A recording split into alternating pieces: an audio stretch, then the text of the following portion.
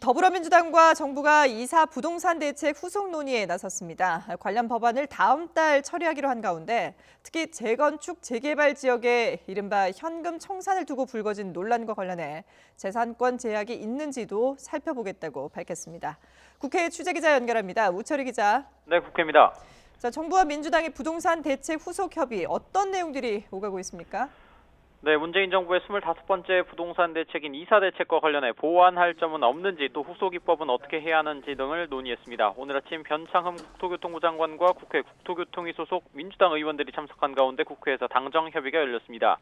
특히 이사 부동산 대책 가운데 가장 논란이 되는 부분 가운데 하나인 바로 현금 청산 문제에 대한 정부와 여당의 입장을 조율했습니다.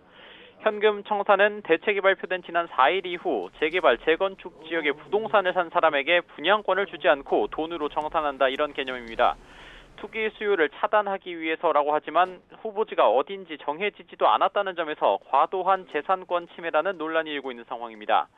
이 때문에 일각에서는 직장 이전과 같은 확실한 실거주 목적이라면 어느 정도 예외를 둘 것이다, 그리고 둬야 한다는 관측도 나오고 있습니다.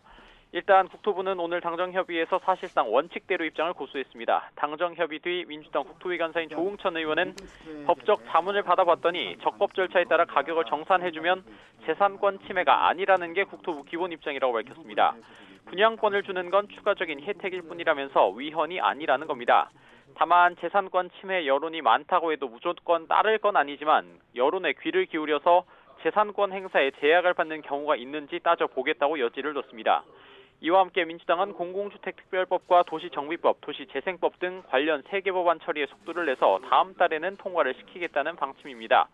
지난 4일 부동산 대책 발표 이후 기존 부동산을 새로 샀을 경우 우선 공급권, 그러니까 분양권을 주지 않는 내용을 담고 있는 법안들입니다. 네, 황희 문화체육관광부 장관 후보자에 대한 인사청문회도 진행되고 있죠. 네, 국회 문화체육관광위원회는 조금 전인 오전 10시부터 황희 후보자에 대한 인사청문회를 실시하고 있습니다. 노무현 정부 행정관 출신으로 친문 핵심으로 손꼽히는 재선 여당 의원 신분인 만큼 치열한 공방이 벌어질 전망입니다. 핵심은 도덕성과 전문성 문제입니다. 황희 후보자는 지난 2019년 본인과 부인, 딸의 생활비로 월 평균 60만 원을 사용했다고 국세청에 신고를 했습니다.